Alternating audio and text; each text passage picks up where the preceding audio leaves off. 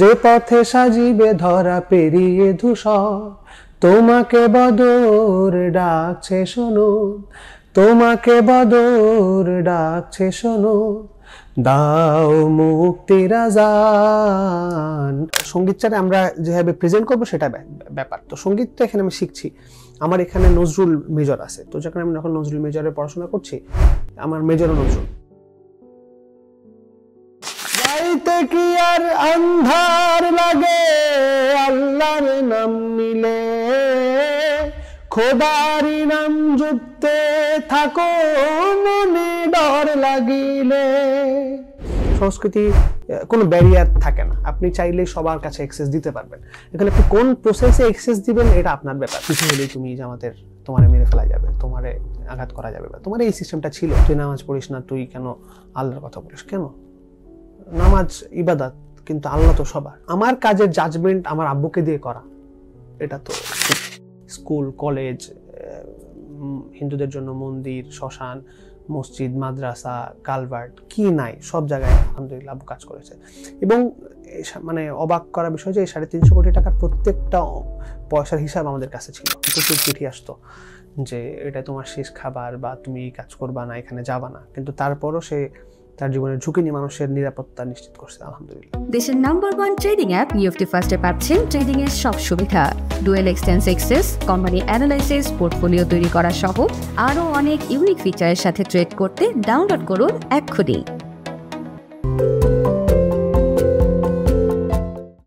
সুপ্রিয় দর্শক, আপনাদের সবাইকে স্বাগত জানাচ্ছি বাণিজ্য প্রতিদিনের বিশেষ আয়োজন সাফল্যের সিঁড়ি।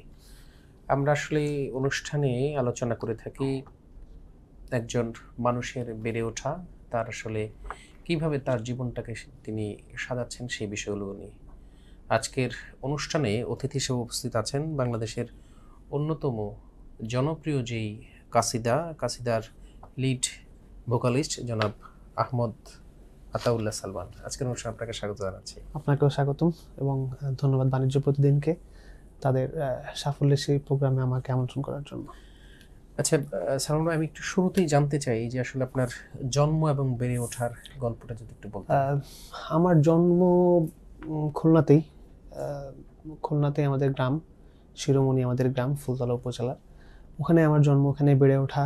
আমি আমাদের এলাকার স্কুলে প্রথমে পড়াশোনা করেছি, ক্যান্টনমেন্ট স্কুলে, এরপরে আমি মাদ্রাসায় পড়াশোনা করেছি। আমি আমার প্রাথমিক শিক্ষাটা বেসিক্যালি খুলনাতে শেষ করে ক্লাস 9-এ আমি আবার ঢাকায় চলে আসছি। তো তখন থেকে আমি 9-এ অর্থাৎ দাখিল আমি শুরু করেছি তামিল মিল্লাত টঙ্গীতে। এরপরে টঙ্গীতে আমি দাখিল আলিম শেষ করে ঢাকা ইউনিভার্সিটিতে অনার্স চলতেছে আমার এখন আলহামদুলিল্লাহ। আসলে অনার্সের সাবজেক্ট এবং কোন ইয়াতে? আমি সঙ্গীতে অনার্স করতেছি ঢাকা ইউনিভার্সিটিতে। আমার প্রায় অনার্সের শেষ বছর চলতেছে, অনার্স 4th ইয়ার বা ফাইনাল ইয়ার। তো মাদ্রাসা করে আসলে সঙ্গীতের এটা তো আমাদের দেশে এক ধরনের নেগেটিভ একটা প্রচারণা আছে। তারপরে মাদ্রাসায় পড়েছেন, কোরআনে হাফেজ, এর মধ্যে আবার সঙ্গীত, সেটাতে কিভাবে গেলেন?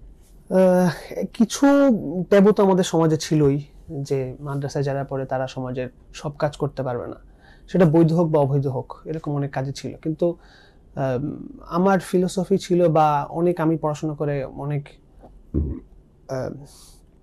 যেগুলো জানতে পেরেছি যে না, দুনিয়ার ভালো কাজ যে কেউই করতে পারে।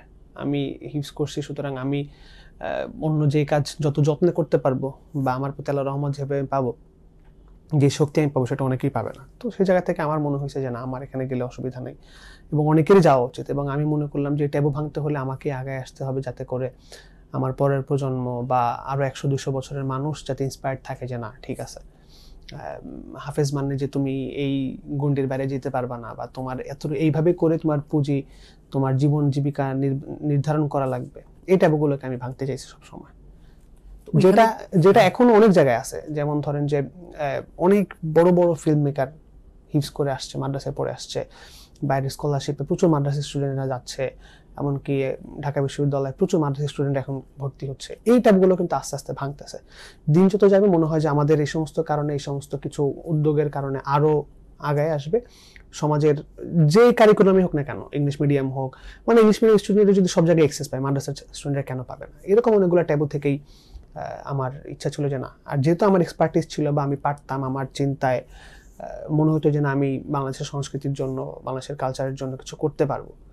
তো আমি হাফেজ হওয়ার পরেও মনে হচ্ছে যে না আমি করতে পারবো, আমি কেন সেখানে যাব না। সুতরাং এই ট্যাবুগুলো আমার কাছে তখন আর কোনো কিছু মনে হয় না। এভাবে আমি এইটা আসলে আপনি এই যে এইখানে পড়াশোনা করছেন ওইখানে কি আসলে ইসলামিক সঙ্গীতের কোনো ধরনের চর্চা আছে বা ওইখানে কি এটার স্কোপ আছে? ইসলামী সঙ্গীতের চর্চা বেসিক্যালি সঙ্গীত তো একই জিনিস, সঙ্গীতটারে আমরা যেভাবে প্রেজেন্ট করবো সেটা ব্যাপার। তো সঙ্গীতটা এখানে আমি শিখছি। আমার এখানে নজরুল মেজর আছে, তো যখন আমি যখন নজরুল মেজরে পড়াশোনা করছি, আমার মেজরও নজরুল, তো তখন নজরুল আমি পড়তে গেলে মানে নজরুলের কারণে আমার ইসলাম সম্পর্কে ধারণা অন্যভাবে আসছে, ইসলামী সঙ্গীত আমি গাইতে পারতেছি। তো আমি সঙ্গীত শিখলেই এরপর আমি ইসলামী সঙ্গীত গাইতে পারবো। তো আলাদা করে সঙ্গীত শেখার ইসলামী সঙ্গীত আলাদা করে শেখার কিছু নাই। তো আমার যেহেতু মেজর নজরুল, আমার কোর্সের মধ্যে অসংখ্য নজরুল ইসলামী গান আমি শিখছি। আমাকে বিশ্ববিদ্যালয়ে আমার টিচাররাই আমাকে নজরুলের ইসলামী সঙ্গীত শেখাচ্ছে, কারণ সঙ্গীত মানে সঙ্গীতটাও ইসলামী সঙ্গীত, এইভাবেই করে আমাদেরকে শেখানো হয়। তো এটা এখানে আসলে আপনার এই সঙ্গীতে আসার পেছনের গল্পটা কি, কিভাবে এখানে এটার সাথে সম্পৃক্ত হলেন? সঙ্গীতে আসার গল্পটা একটু বড়। আমি 2000 যখন মিল্লাতে আসছি, মিল্লাতে আসার পরে তখন আমি যখন একটু পড়াশোনা করছি, বা মিল্লাতে জানেন যে ওই জায়গাটা একটু মানে বিশ্ববিদ্যালয় আর একটা মিনি বিশ্ববিদ্যালয়ের মতো আর কি, যে অনেক চিন্তা, অনেক ধরনের মানুষ, অনেক অভিজ্ঞতা, টিচাররা ওরকম খুব এক্সপেরিয়েন্সড।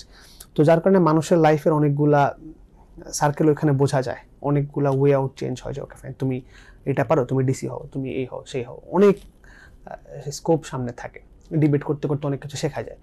তো তখন 2017 সালে আমি পড়াশোনা করতে করতে আমার মধ্যে মনে হয়েছে যে না আমি গান যেহেতু গাইতে পারি, এবং আমার কিছু সিনিয়র ছিল তাদেরও চিন্তায় যে না তোমার এক্সপার্টিসটা এখানে। আমি চিন্তা করতাম তখন মনে হতো যে এই জায়গাগুলোতে বাংলাদেশের ভ্যাকুয়াম তৈরি হয়েছে বাংলাদেশের কালচারে, তো আমি এই ভ্যাকুয়ামগুলো ফিল আপ করতে পারবো। এই কালচারটা এইভাবে নেই, এভাবে হওয়া উচিত, ইসলামের এই জায়গাগুলো ল্যাক। কারণ গোটা বিশ্বে বা বাংলাদেশে যদি আমি চিন্তা করি সাবকন্টিনেন্ট যে কোনো অপসংস্কৃতির যা হয়, মানে নন ইসলামিক কালচারটাকে যেভাবে ডেভেলপ করা হয়, ইসলামিক কালচারটারে বা ইসলাম কালচার ইসলাম ব্যাপারটাকে কিন্তু এভাবে ডেভেলপ করা হয় না। অ্যাডভার্টাইজমেন্ট থেকে শুরু করে ছবি, ফিল্ম, মিডিয়া, নাটক, মিউজিক, গানের কথা, সব কিছু ইচ অ্যান্ড এভরি জায়গায় মনে হয়েছে যে না আমার নন ইসলামিক সেগমেন্টটাকে বেশি করে ডেভেলপ করা হয়। তো যার কারণে আপনি পলিটিক্যালি যত ইসলাম হন না কেন, আপনি ফিলোসফিক্যালি আইডিওলজিক্যালি যত ইসলাম হন না কেন, আপনি যখন মিডিয়ায় ঢুকবেন আপনি বাই দ্য বাই নন ইসলামিকই হয়ে যেতেছেন। আপনি ওই ছবি দেখতেছেন, আপনি ওই গান শুনতেছেন যেটা ইসলাম সাজেস্ট করে না। তো এটার মানে তো তখন ওই যে উদখুলু ফি সিলমি কাফা, আপনি পরিপূর্ণ দাখিল হন। পরিপূর্ণতা তো আমার হইলো না, আমার গ্যাপ। আমি পলিটিক্যাল ইসলাম মানি, আমি ফিলোসফিক্যাল ইসলাম মানি, আমার লাইফে আমি আইডিওলজিক্যাল ইসলাম মানি, কিন্তু কালচারাল ইসলাম আমি নাই। তো এই জায়গাগুলো আমার কাছে মনে হচ্ছে যে এখানে কাজ করা উচিত। অনেকে কাজ করছে, সময় নজরুল অনেক বড় কাজ করছে, তো মনে হচ্ছে যে এই জায়গাটাতে আমার কাজ করা উচিত। এখানে কি আপনার পারিবারিক কোনো ধরনের প্রতিবন্ধকতা বা? না, পারিবারিক প্রতিবন্ধকতা ওরকম না। কাজ করতে গেলে পরিবার তো অবশ্যই আমাকে সাপোর্ট করছে, ঠিক আছে করো, কিন্তু কিছু ক্ষেত্রে বাংলাদেশের ইডিওলজিক্যাল জায়গায় যে নতুন কিছু করতে গেলে তখন তো অনেকে ভয় পায় যে না তুমি যাবা এখানে, তো যেহেতু আমার আগের কোনো হিস্ট্রি নাই বা কেউ মিউজিক এরকম কাজ করে আসছে এরকম হিস্ট্রিও নাই, তো কিছু ভয় তো ফ্যামিলির থাকবেই, এবং এটাই সৌন্দর্য ফ্যামিলির, তারা একটু ভয় পাবে, সবাই সেফ লাইফ চায়। তো সেই জায়গাটা হাতে করে এটা কি আপনার মিল্লাতে এসেই নাকি অন্য কোনো? মিল্লাতে এসে আমি গান গাওয়া শুরু করি। আমি গান হাতে খড়িটা এরকম বলা যায় মিল্লাতে এসেই, কিন্তু আমি বেসিক্যালি প্রাতিষ্ঠানিক গান শিখছি আমি ভার্সিটিতে যাওয়ার পরে।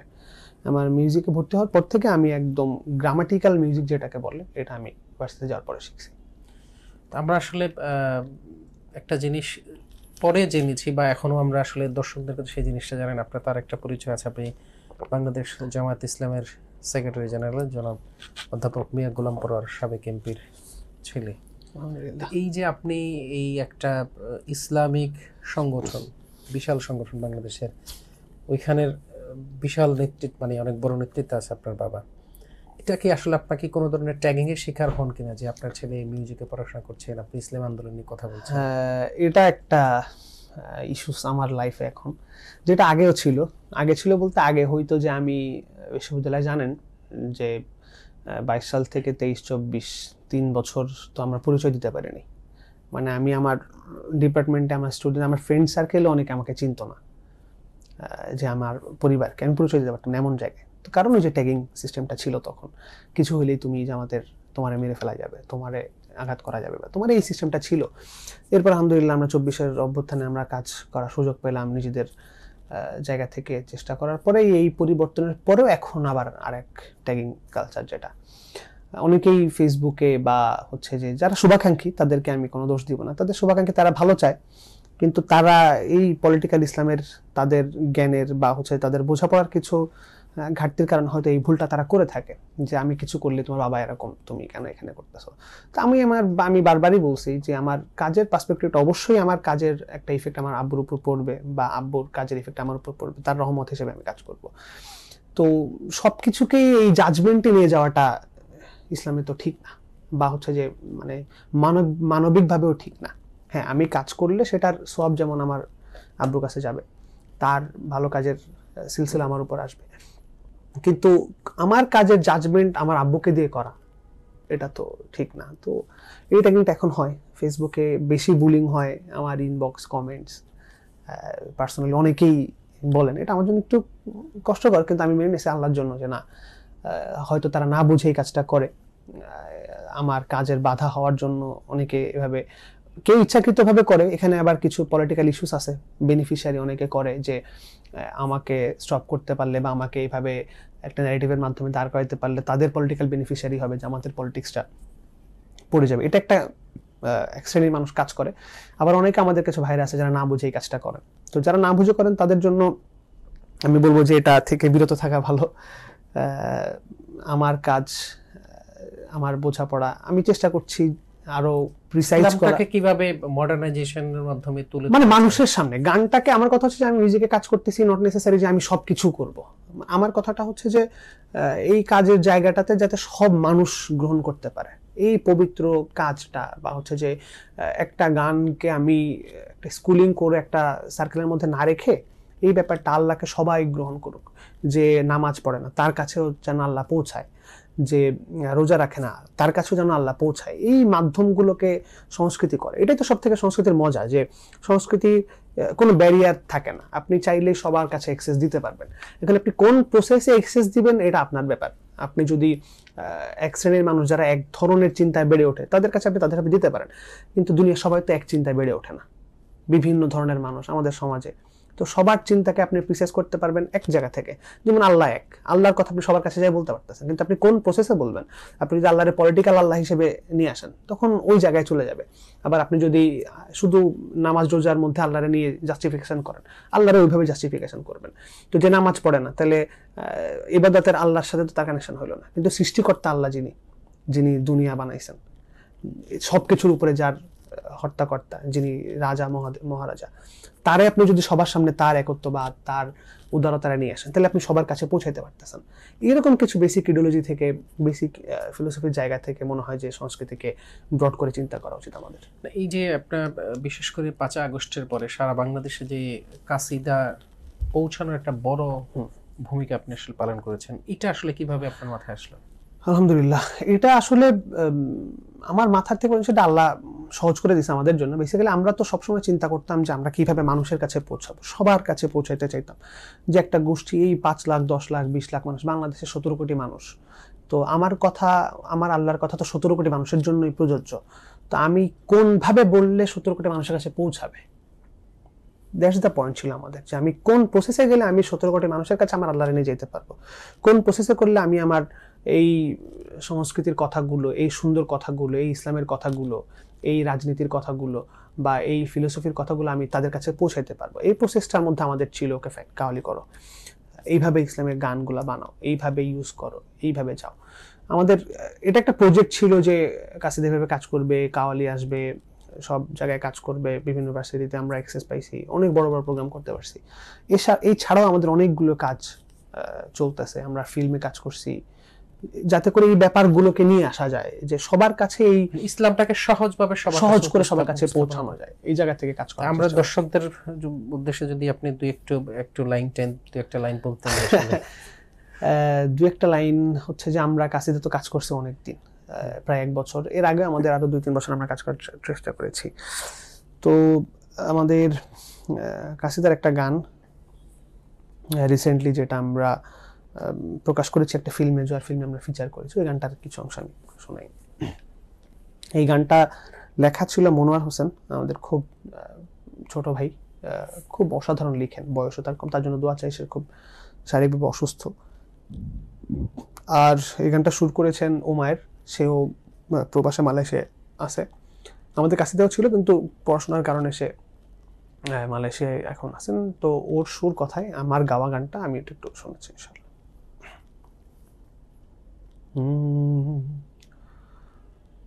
আল্লাহ নামটা রক্ষা কবচ, ডর কিসের রে তোর, একটু পরেই মিলবে দেখা, রেখা ওই আলোর।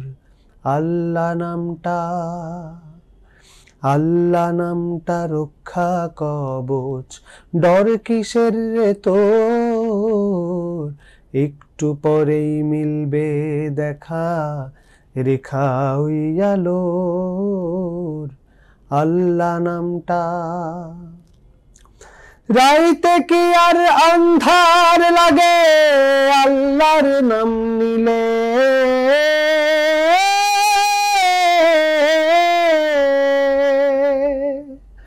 রাইতে কি আর আন্ধার লাগে আল্লাহর নাম নিলে, খোদারি নাম জপতে থাকো মনে ডর লাগিলে, জোরে চালা বৈঠা মাঝি লাগাতে জোর, একটু পরেই মিলবে দেখা, রেখা ওই আলোর।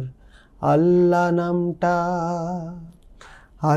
নামটা রক্ষা কবচ, ডর কিসের তোর, একটু পরেই মিলবে দেখা, রেখা ওই আলোর। আল্লাহ নামটা।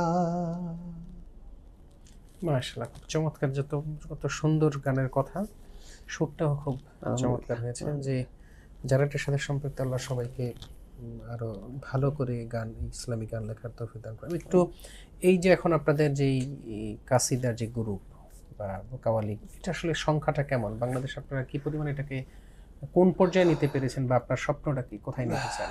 আমার স্বপ্ন হচ্ছে বাংলাদেশে আরো 100টা কাসিদা হোক। আমার স্বপ্ন হচ্ছে আমরা যেখানে কাজ করতেছি এরকম আরো 1000 জন মানুষ কাজ করুক, আমার মতো সালমান বাংলাদেশে আরো 1000 জন জন্ম হোক, যাতে করে সবার কাছে এই কথাগুলো সহজভাবে, সুন্দরভাবে, পবিত্রতার সাথে পৌঁছাইতে পারে। এটা আমার সর্বোচ্চ চাওয়া। এর পাশাপাশি যাতে করে বাংলাদেশের সংস্কৃতিতে কিছু সিন্ডিকেট কাজ করে, যে এর বাইরে তুমি মিউজিক করতে গেলে বা গান গাইতে গেলে তোমার এখান থেকে শিখে আসা লাগবে, এই করা লাগবে, এগুলো যাতে না থাকে, কেউ চাইলেই যাতে সহজে যাইতে পারে। যেমন একটা কালকেই আমার সাথে একজনের পরিচয় হলো, সে বলছে ভাই আমি তো ঢাকা আলিয়ায় পড়ি, কিন্তু আমি তো শিখতে চাই, কিন্তু কোথায় গেলে আমাকে তো অনেকে নিতে চায় না। এই জিনিসগুলা কেন, মানে আমরা শেখার ক্ষেত্রে কেন বাধা হয়ে দাঁড়ায়? এটার জন্য আমাদের ইসলামের ক্ষতি, ইসলামী মানুষজনের ক্ষতি। কারণ একটা মানুষ, একটা ছেলে যখন ইসলামী চিন্তা নিয়ে বড় হয়, সে যাই শিখে, সে কিন্তু ওই ছাঁচের মধ্যে থেকেই তার আউটপুটটা নিয়ে আসে। সে যখন আল্লাহকে একভাবে চিনে, আল্লাহর সৃষ্টি সম্পর্কে যখন একদম ক্লিয়ার কনসেপ্ট থাকে, সে যাই করুক না কেন, সে চাইলেও কিন্তু আল্লাহর চিন্তার বাইরে যেতে পারে না। তো এই জায়গাটাতে আমরা যখন বাধা হয়ে দাঁড়াই তখন কঠিন হয়ে যায়। তো আমি চাইবো যে বাংলাদেশের এই ব্যারিয়ারগুলো ভেঙে যাক, বাংলাদেশের সবাই সব কাজ করতে পারুক, ইসলামের প্রিন্সিপালসগুলা সবাই আরো ভালো করে জানুক, এবং আল্লাহর পবিত্রতা, রাসূলের সুন্নাতকে যাতে করে মানুষের জন্য কোনো ব্যারিয়ার না হয়ে যায়। অনেকে ট্যাগিং করে ফেলে যে তুই নামাজ পড়িস না, তুই কেন আল্লাহর কথা বলিস? কেন? নামাজ ইবাদত, কিন্তু আল্লাহ তো সবার। তো এই ব্যারিয়ারগুলা কঠিন, এই ব্যারিয়ারগুলো না থাকুক, মানুষ কাজ করুক, সংস্কৃতি আরো ছড়াক। এবং এই যে আপনি তো ধরেন এখন বিশাল মানে ভালো মানের একটা দায়িত্বে আছেন যে কাসিদার, তাহলে এইটাকে ব্যারিয়ার ভাঙার জন্য আপনার দিক থেকে কি ধরনের? আমরা চেষ্টা করছি সর্বোচ্চ, এবং আল্লাহর রহমত যে আমরা যেই কাজ করতে, যে বাংলাদেশের বড় বড় জায়গায় মিউজিক ইন্ডাস্ট্রিতে আমরা যেখানে গিয়েছি, আমরা আমাদের মানটাকে সবসময় রাখতে চাইছি, যতটুকুই করব যাতে করে ইন্টারন্যাশনাল জিনিসটাকে চ্যালেঞ্জ করা যায়, যাতে করে যে মানুষ বুঝে যে না, এই কাজটা তো অনেক বড় জিনিস। তো আমরা যাদের কাছে যাই, যারাই আমাদের কাজ দেখে, যেখানে শো করি, সবাই অনেক ভালো অ্যাপ্রিসিয়েট করে। তো আমরা আর্মি স্টেডিয়ামে শো করছি আতিফ আসলামের সাথে, তো এটা তো অনেক বড় পাওয়া, কারণ এত কম বয়সে এই ব্যান্ড এইভাবে পারফর্ম করাটা, তার মানে নিশ্চয়ই আমাদের মধ্যে সেই ব্যাপারটা কাজ করছে যে না এরা অনেক ভালো কাজ করে, বা আমরা অনলাইনে যেই প্রোডাকশন আনি না কেন প্রচুর পরিমাণে সাড়া আমরা পাই। এখন পর্যন্ত রক্ষা কবচ প্রচুর পরিমাণে ছড়াইছে, মানুষ এটাতে রিলস বানাচ্ছে, পছন্দ করতেছে, আমাদের কাছে অ্যাপ্রিসিয়েট আসতেছে। রোজার গানটাও ঠিক সেভাবেই মানুষের গ্রহণযোগ্যতা পেয়েছে। তো আমরা আশাবাদী যে না মানুষ আমাদেরকে গ্রহণ করেছে। বাংলাদেশের বিভিন্ন প্রান্ত থেকে আমাদের কাছে কল আসে প্রোগ্রাম শোর জন্য। তো আমরা আশা করছি যে আমরা ভালো কিছু করতে পারবো, এবং আমরা যদি এটা কন্টিনিউ করতে পারি 20, 40, 50 বছর, ইনশাল্লাহ বাংলাদেশের সংস্কৃতির একটা নতুন ধারা উন্মোচিত হবে এবং মানুষ এখানে অনুপ্রাণিত হয়ে আরো কাজ করতে থাকবে। একটা বিষয় একটু জানি যে আপনারা যে বাংলাদেশের বিভিন্ন প্রান্ত থেকে আপনাদের কাছে আসলে এই যে আসছে এখন বিভিন্ন প্রোগ্রাম করার জন্য, এটা আসলে গ্রামের মানুষ বা মফস্বলের মানুষ শুনতে চায়, শুনতে গেলে সে ধরনের অনেকের আসে ধরেন একটা বাজেটিং এর একটা বিষয় থাকে। আপনাদের এই ধরনের একটা এই গ্রুপ যদি এখানে নিতে হয় সেক্ষেত্রে তাদের কি পরিমাণ বাজেটটা কিছু এই জিনিসটা একটু সত্য যে আমরা যে ধরনের গান করি বা আমরা যে ধরনের সংস্কৃতি নিয়ে কাজ করি এটার দর্শক শ্রোতা অনেক বেশি, কিন্তু হচ্ছে যে এই জিনিসটার সাথে অনেকে মিশে উঠতে পারে নাই। তো যার কারণে আমাদের সাথে তাদের বাজেটের একটা তফাৎ থেকে যায়। তো যেহেতু আমাদের একটা বড় টিম কাজ করে, তো আমরা চেষ্টা করি যে যাতে করে তাদের, কারণ আমাদের বাজেটের একটা বড় জিনিস যে আমাদের পকেট থেকে 2000-5000 কম টাকা হইলেও যাতে করে মানুষ শুনতে পারে আমাদেরকে, যাতে করে এটা থেকে ইন্সপায়ার্ড হয়, এই জন্য আমরা কিছু কম টাকা নিয়ে হইলেও অনেক জায়গায় শো করি। আবার আমরা বুঝে এমন না যে আমরা বেশি কম, মানে বাংলাদেশের মানুষের যেরকম যে আপনি কম টাকায় শো করলেন তার মানে আপনার কোনো দাম নাই, তো এটাও যাতে আবার না হয়। আমরা সেভাবে একটা মধ্যস্থ অবস্থায় আছি। আমরা শো করি আমাদের একটা মানে বেসিক রেঞ্জ রেখে যাতে করে আমাদের মানটাও বোঝা যায় আবার কারো ক্ষতিও না হয়, এরকম একটা পর্যায়ে আসি আর কি। তবে একটু কেরিয়ার হিসেবে যদি কেউ এইটাকে নিতে চায় তার জন্য আপনার কি ধরনের উপদেশ আছে? আমার উপদেশ হচ্ছে যে ক্যারিয়ার হিসেবে যে যাই নিক না কেন সবার সেম প্রসেস, কষ্ট করা লাগবে। এবং আমি কি চাই, 3টা জিনিসকে আমি সবসময় বলি, একটা হচ্ছে প্রসেস, একটা ডেডিকেশন, একটা ক্লাস। যেই কাজই করুক না কেন, যেই ক্যারিয়ারই নিক না কেন, দুনিয়ায় যাই করতে চায় না কেন, এই 3টা জিনিস মেনটেন করা লাগবে। কারণ যদি প্রসেস ঠিক থাকে যে আমি শিখতেছি, আমার অনেস্ট, আমি সততার সাথে শিখতে, আমি কোনো ফাঁকি দিতেছি না, এই প্রসেসটা তার মেনটেন করা লাগবে। এবং সে রেজাল্ট পাক না পাক, অনেকে 1 বছর রেজাল্ট পায়, অনেকে 100 বছর পরে রেজাল্ট পায়, অনেকে 20 বছর পরে রেজাল্ট পায়, অনেকে 200 বছর পরে রেজাল্ট পায়। কিন্তু তার ওই শেখার প্রসেসটা ঠিক থাকা, সততা ঠিক রাখা, তার এই জায়গাগুলোতে ঠিক রাখা। সেকেন্ড হচ্ছে ডেডিকেশন। আপনি শিখছেন অথচ আপনার কোনো কষ্ট হয় না, আপনার কোনো কোরবানি নাই, সেটা কোনো আউটপুট আসবে না। কারণ ইসলামী সবসময় বলে যে তোমার ত্যাগ থাকা উচিত, তার প্রতি তোমার কষ্ট থাকা, তোমার যত্ন থাকা উচিত। কারণ ডেডিকেশন না হলে সেই কাজের প্রতি যত্ন তৈরি হয় না কখনোই। আপনি কষ্ট করে যাবেন, একবেলা না খেয়ে কাজ করবেন, ওটার প্রতি আপনার যত্ন তৈরি হবে, সেটা কাজের আরো মান বৃদ্ধি করে। সেকেন্ড হচ্ছে ইখলাস থাকা, আপনি কি, কেন, কি, কার জন্য কাজ করতে চান। আপনি যদি নিজের পেটের জন্য কাজ করতে চান সেটা আপনার আউটপুট আনবে না, and that's not worth it. আপনি কাজ করতে হবে অবশ্যই আল্লাহর জন্য, অবশ্যই দুনিয়ার জন্য, অবশ্যই ইসলামের জন্য। তো আল্লাহর জন্য কাজ করতে হলে তখন আল্লাহর রহমত আপনি পাবেন। আমরা মানুষ, আমাদের হাতে সেই শক্তি নেই যে আমি যা চাই তাই সবসময় পারবো। আমি চাইতেছি দুনিয়া অনেক কিছু করবো, কিন্তু যদি আল্লাহ আমার অসুস্থ বানায় দেয়, যদি আল্লাহ আমার উপর রহমত না করেন, আমি তো করতে পারতেছি না। আবার আমাদের যোগ্যতার বাইরেও আল্লাহ আমাদেরকে পছন্দ করে অনেক কিছু দিয়ে দেন, যে ঠিক আছে তুমি এতটুকু চেষ্টা করছো কিন্তু তুমি পারো না, আমি তোমাকে বাকিটা দিয়ে দিতেছি। তো ইখলাসটা এখানে জরুরি। তো প্রসেস, ডেডিকেশন, ইখলাস, এই 3টা থাকলে আল্লাহ চাইলে যে কেউ যে কোনো ক্যারিয়ারে যে কোনো জায়গায় ভালো করতে পারবে। আর সঙ্গীতের ক্ষেত্রে কষ্ট করা খুব জরুরি, এই জায়গাটাতে একটু টাইম বেশি যায়। আপনি সঙ্গীত করতে চাইলে, গান গাইতে চাইলে 5-6 বছর কমপক্ষে সময় দেওয়া লাগবে। এরপরে আপনি একটা পর্যায়ে শিখতে পারবেন। সঙ্গীতে শেখার শেষ হয় না, হাজার বছর, শত বছর মানুষ শিখতেছে, শুধু শিখতেছে। তো আপনি আজকে 2 দিন রেওয়াজ না করলে আপনার গলা বসে যাবে, আপনি গাইতে পারতেছেন না গান। তো এই প্রসেসটা মেনটেন করা জরুরি। আর কেউ যদি শিখতে চায় তার জন্য ওই কষ্ট করে সঙ্গীতের ক্ষেত্রে একটু সময় দিয়ে, আপনি আজকে কষ্ট করলেন, কালকে মনে হচ্ছে আপনি খুব বড় একজন শিল্পী হয়ে যাবেন, পারবেন না, আপনার সময় দেওয়া লাগবে অবশ্যই 4-5 বছর। তো আমরা এবার আসি একটু আপনার রাজনৈতিক বিষয় নিয়ে। আসলে বাংলাদেশে এরকম একটা ধারা, মানে কথা প্রচলিত আছে যে জামাতের আসলে যারা কেন্দ্রীয় দায়িত্বশীল হয় তাদের ছেলেমেয়েরা আসলে রাজনীতির সাথে, বিশেষ করে জামাতের রাজনীতির সাথে সম্পৃক্ত হয় না, যেটা অন্যান্য রাজনৈতিক দলের পৈতৃক মানে হিসেবে তারা সেখানে চলে আসে। আপনার ক্ষেত্রে আসলে কি কোনো ধরনের রাজনীতির সাথে কি সম্পৃক্ত না? হ্যাঁ, আলহামদুলিল্লাহ, এখন পর্যন্ত আমি জামাতের রাজনীতিকে পছন্দ করি, শিবিরের রাজনীতিকে পছন্দ করি, এবং আমি অন করি পুরো ব্যাপারটাকে। এটা কি পারিবারিক কোনো চাপে না নিজের না, থেকে? পারিবারিক চাপে না, নিজের পছন্দ থেকে। আমি দেখছি আমার বাবা যেভাবে রাজনীতি করে বা সে যেই কথা বলে, তার রাজনীতির যে উদ্দেশ্য, সেগুলো আসলে ইসলামের উদ্দেশ্য। এবং প্রত্যেকটা মানুষের এরকম উদ্দেশ্য হওয়া উচিত, মানুষের কল্যাণ, দেশের কল্যাণ, জাতির কল্যাণ, তার সততা। সেই জায়গা থেকে আমি ইন্সপায়ার্ড, আমি আমার বাবার থেকে ইন্সপায়ার্ড পলিটিক্যালি, এবং আমি তার কারণেই বা তার থেকে শিখেই আমি ইসলামের জন্য এই জামাতের রাজনীতি বা শিবিরের রাজনীতির সাথে সম্পৃক্ত। একটু যদি বলতেন যে ধরেন আপনি তো ডাকসু নির্বাচনে আপনি ঢাকা বিশ্ববিদ্যালয়ের ছাত্র, আপনার বাবা তো একজন বড় রাজনীতিবিদ, ডাকসু নির্বাচনে আপনার আসলে কেন সম্পৃক্ততা ছিল না বা কোনো সদস্যপদও আপনি নির্বাচন করেন? এটা কি আপনার সাংগঠনিক কোনো সিদ্ধান্ত না কোনো ধরনের? না, এটা আমার ব্যক্তিগত সিদ্ধান্ত যে আমি করতে চাই নাই আর কি। কারণ এখানে অনেকগুলো আমার ব্যক্তিগত কারণও আছে যে আমি কেন করতে চাই নাই, বা আমার ভবিষ্যৎ কিছু প্ল্যানিংও ছিল।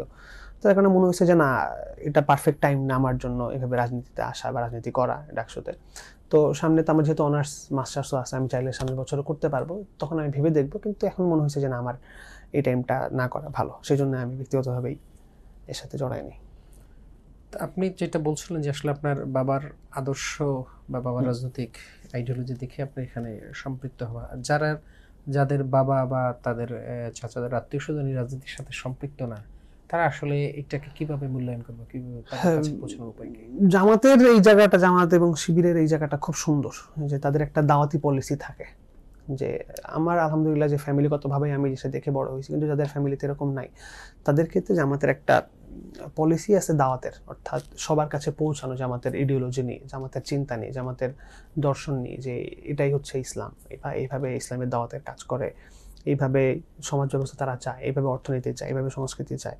এই পলিসিগুলোকে তারা মানুষের সামনে তুলে ধরে। তো যখন ওই মানুষ তার ওই পলিসিতে মনে করে যে না, এটা তো সুন্দর, এটা মানুষের কল্যাণে কাজ করে, এটা জাতির কল্যাণে কাজ করে, তখন তারা এই রাজনীতি বা এই সংগঠনের সাথে জড়িত হয়। তো এই পলিসিটা জামাতের থাকে। তো আমার মতো যাদের সুযোগ পারিবারিকভাবে আসে না, তারা চাইলে এই সুযোগটা পায়। বা জামাতের কারোর সাথে এখন যেহেতু আগে 15-16 বছরের মতো নাই, জামাত এখন ওপেন রাজনীতি করতে পারে, শিবির ওপেন রাজনীতি করতে পারে, যে কেউ জামাত শিবিরের কাছে যাইতে পারে, যে কোনো দায়িত্বশীল পর্যায়ের কাছে, যে আমি বুঝতে চাই তোমাদের সিস্টেম কি, তোমাদের চিন্তা কি, তোমাদের দর্শন কি, তোমাদের আল্লাহকে তোমরা কিভাবে জাজ করো। এই জায়গাগুলো ক্লিয়ার হইলে তখন সহজ হয়ে যাবে। তো আমরা এখন পর্যন্ত যতটুকু জেনেছি যে জামাতের তো আসলে রাজনৈতিক যে এমপি নির্বাচন বা জনপ্রতিনিধি যারা হবেন তাদের সিলেকশনের একটা খুব কঠিন প্রসেস মেনটেন করতে হয়। আপনার আব্বা এখন পর্যন্ত জামাতের প্রার্থী হিসাবে আছেন, তো এটা নিয়ে আসলে আপনার এলাকার মানুষের এই অবস্থান যেটা না, আলহামদুলিল্লাহ আমার বাবা আব্বু তো আগেই হচ্ছে এমপি ছিল আমাদের এলাকায়, খুলনা 5 ফুলতলা ডুমুরিয়া আসন। তো সেখানে আব্বু 2001 থেকে 2006 পর্যন্ত এমপি ছিল। তো এইবারও সংগঠন তাকে নির্দেশনা দিয়েছে বা তাকে পছন্দ করেছে, তুমি এবারও তাকে নির্বাচিত করা হয়েছে, মনোনীত, যে তুমি খুলনা 5-এই ইলেকশন করো। সেই জায়গা থেকে আব্বু আলহামদুলিল্লাহ সম্মতি দেয়, এবং আমরা চেষ্টা করছি। এবং এলাকার মানুষদের চাওয়া পাওয়া আলহামদুলিল্লাহ, তারা আল্লাহর কারণেই আব্বুকে পছন্দ করে, এবং প্রচণ্ড সমর্থন আমরা এখনো পাচ্ছি। এলাকার যেখানেই যাই, আমাদের তো ডুমুরিয়ায় প্রায় 32-33% হিন্দু ভোটার। তো হিন্দুদের মধ্যে ব্যাপক সাড়া পাচ্ছি আমরা, যে পূজার সময় হোক বা যে কোনো সময় তারা সহযোগিতা চায়, বা তাদের আশাবাদ যে না, আমরা আপনার সাথে আছি, আপনার কাজ করবো, আপনি এই কাজগুলো করবেন। এটার কারণও আছে, কারণ আব্বু যখন এমপি ছিল তখন অসম্ভব রকম উন্নয়নের কাজ করছে এলাকায়, যেটা কল্পনার বাইরে। তখন 2001 থেকে 5 পর্যন্ত চিন্তা করলে প্রায় 350 কোটি টাকার উন্নয়নের কাজ সে করছে। এখন চিন্তা করলে মনে হয় যে কি, কিন্তু 2001 থেকে 2006 ওই সময় 20 বছর আগে 350 কোটি টাকার উন্নয়ন একটা অঞ্চলে করা বিরাট ব্যাপার। স্কুল, কলেজ, হিন্দুদের জন্য মন্দির, শ্মশান, মসজিদ, মাদ্রাসা, কালভার্ট, কি নাই, সব জায়গায় আলহামদুলিল্লাহ আব্বু কাজ করেছে।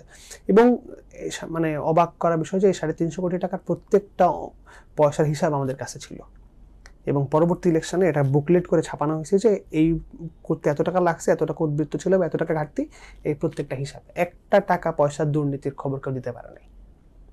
এবং মানুষের জন্য যখন আব্বু আমার কাজ করছে, চাকরির ক্ষেত্রেও কারোর কাছ থেকে চাকরি বাবদ তো কিছু টাকা পয়সার দূরের কথা, 1 কাপ চা পর্যন্ত খাওয়াইতে পারে না চাকরি বাবদ, যে আপনি আমার হেল্প করছেন, আমি আপনার 1 কাপ চা খাওয়াইতে চাই। পুরোটাই আল্লাহ রহমত করছে, এবং আব্বু আল্লাহর জন্য করছে, ইসলামের জন্য করছে, যার ভালোবাসা আমরা এখন দেখতেছি। যেখানেই যে আলহামদুলিল্লাহ আব্বুর প্রতি মানুষের অনেক ভক্তি, অনেক শ্রদ্ধা, অনেক ভালোবাসা, এবং আশা করছি যে এই নির্বাচনে ইনশাআল্লাহ এর প্রতিদান আমরা পাবো। 20 বছরের আগের অবস্থান আর এখনকার অবস্থান দুইটা তো একটু, এখন আপনি ধরেন যদি আপনি আপনার এই পরিবারের সাথে সম্পৃক্ত না হতেন, একজন সাধারণ মানুষ হিসাবে কি প্রত্যাশা আপনার যে ওইখানকার যে জনপ্রতিনিধি যারা হবে ভবিষ্যতে আসলে কি করতে চান? ওই জায়গাটাতে আমি আরো একটু বলি যে আমাদের ডুমুরিয়া অঞ্চলের ওই পেছন অংশটা খুব সন্ত্রাসী কবলিত একটা অঞ্চল ছিল। তো মানুষ সন্ধ্যার পরে ঘুমাইতে পারতো না, মানে বাইরে থাকতে পারতো না, ঘরে আটকায়, কি হবে না হবে, কে মারা যাবে, কার হাত থাকবে না, পা থাকবে না। তো ওই সময় আব্বু এমপি হওয়ার আগে তার ইশতেহার ছিল যে আমি এই অঞ্চলকে সন্ত্রাস নির্মূল করব, এবং আলহামদুলিল্লাহ তার জীবনের ঝুঁকি নিয়ে তার কাছে প্রচুর চিঠি আসতো যে এটা তোমার শেষ খাবার, বা তুমি এই কাজ করবা না, এখানে যাবা না। কিন্তু তারপরও সে তার জীবনের ঝুঁকি নিয়ে মানুষের নিরাপত্তা নিশ্চিত করছে আলহামদুলিল্লাহ। তো এটার একটা অসম্ভব ভালোবাসা তার কাছে আছে। তো আমি আব্বুর কাজ দেখে বা তার ইতিহাস থেকে আমি বলতে চাই যে যদি যে কেউ রাজনীতি করুক না কেন, কিছু জিনিস তার সামনে তার রাখা উচিত। 1 নাম্বার হচ্ছে সততা, 2 নাম্বার হচ্ছে তার কথা এবং কাজের মিল। এই দুটা জিনিস যে কোনো রাজনীতিবিদের থাকা উচিত সবার আগে। যে তোমাকে যখন মানুষ পছন্দ করে, তোমাকে যখন কেউ শ্রদ্ধা করে, তোমাকে যখন কেউ কোনো সুযোগ দেয় দায়িত্বের, তো তোমার উচিত সেই দায়িত্বের প্রতি জাস্টিফাইড করা, অর্থাৎ ওই ভালোবাসা তোমার রাখা। এটা কিভাবে হয়? এটা হয় সততার মাধ্যমে এবং আমার কথার কাজের মিলের মাধ্যমে। কারণ আমি আপনাকে পছন্দ করছি, আপনার কথা এবং কাজের মিল যদি আমি না পাই, আমি আপনার প্রতি ভরসা উঠে যাবে। আপনি আমারে না পারলে আপনি বলেন যে আমি এটা পারবো না, কিন্তু আপনি মিথ্যা আশ্বাস দিবেন মানুষরে যে আমি এই করব, সেই করব, অমুক তমুক, কিন্তু মানুষ তো এটা দেখে। আগের দিনের রাজনীতির এখনো রাজনীতি, মানুষের এখন জীবন হাতের মুঠোয়, সবার সব কাজ দেখা যায়। তো প্রত্যেক রাজনীতিবিদের উচিত তার সততা, দুর্নীতির অনেক বাইরে থাকা, একটা পয়সাও যেন এদিক সেদিক না করে, এতে করে আল্লাহর রহমত থাকে। আর দ্বিতীয়ত হচ্ছে কথা এবং কাজের মিল, এই বিশ্বস্ততা থাকা জরুরি। এই বিশ্বাস এবং সততা যদি যে কোনো রাজনীতিবিদের থাকে, আশা করি মানুষ তাকে গ্রহণ করবে। তো আসলে আপনার মূল্যবান সময় থেকে আমাদেরকে এতক্ষণ সময় দেওয়ার জন্য ধন্যবাদ জানাচ্ছি। যাওয়ার আগে একটু যদি আপনার রোজার যে বিখ্যাত একটি গানের কথা বলছিলেন সেটা একটু অংশ শুনিয়ে আমরা শেষ করতে চাই। হ্যাঁ, রোজার গানটা, এটাও কাস্তান আমাদের প্রথম প্রোডাকশন ছিল। এই গানটা আমার নিজের লেখা সুর করা, এই গানটাই আমি আপনার অনুরোধে গাচ্ছি ইনশাআল্লাহ। শহর সেজেছে দেখো নতুন করে, মিনার হেসেছে এই প্রেমের ভোরে। শহর সেজেছে দেখো নতুন করে, মিনার হেসেছে এই প্রেমের ভোরে। পবিত্র মুখে শুনি খুশির আজান, পবিত্র মুখে শুনি খুশির আজান।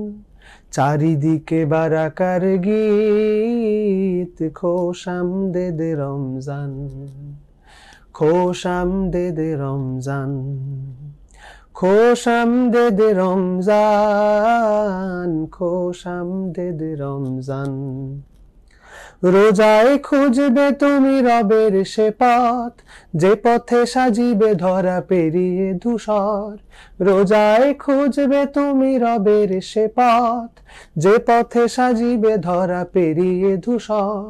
তোমাকে বদর ডাকছে শোনো, তোমাকে বদর ডাকছে শোনো। দাও মুক্তির আজান, খোশামদেদ রমজান, খোশামদেদ রমজান, খোশামদেদ রমজান, খোশামদেদ রমজান। ধন্যবাদ আপনাকে, আবারও ধন্যবাদ যে আমাদেরকে আপনার সময় থেকে কিছু সময় আমাদের এবং দর্শকদের জন্য দিয়েছেন। আল্লাহ আপনার এই সময়কে তার দিনের জন্য কবুল করে নিক। আমিন। সুপ্রিয় দর্শক, আমরা এতক্ষণ দেখছিলাম বাণিজ্য প্রতিদিনের বিশেষ আয়োজন সাফল্যের সিঁড়ি। আজকের অনুষ্ঠানে অতিথি হিসেবে উপস্থিত ছিলেন বাংলাদেশের যেই কাসিদার লিড ভোকালিস্ট, বিশেষ করে 5 আগস্টের পরে ইসলামকে সুন্দর সহজভাবে উপস্থাপন করার জন্য যিনি কাজ করে যাচ্ছেন, আগামী তো স্বপ্ন দেখছেন সবার কাছে ইসলামকে সুন্দরভাবে পৌঁছানোর, জনাব আহমদ আতাউল্লাহ সালমান। আজকের মতো আমরা এখানে বিদায় নিচ্ছি। আগামীতে অন্য কোনো অতিথি নিয়ে আবার আপনাদের সামনে হাজির হব। সেই পর্যন্ত ভালো থাকবেন, সুস্থ থাকবেন। আল্লাহ হাফেজ। ইউএফটি ফার্স্টের সাথে ট্রেড করুন যে কোনো জায়গা থেকে, ক্যাম্পাসে ক্লাসের ফাঁকে, ঢাকার জ্যামে বসে কিংবা ঘরে বসে। ট্রেডিং এখন হাতের মুঠোয়, তাই ট্রেড করুন যখন খুশি, যেখানে খুশি।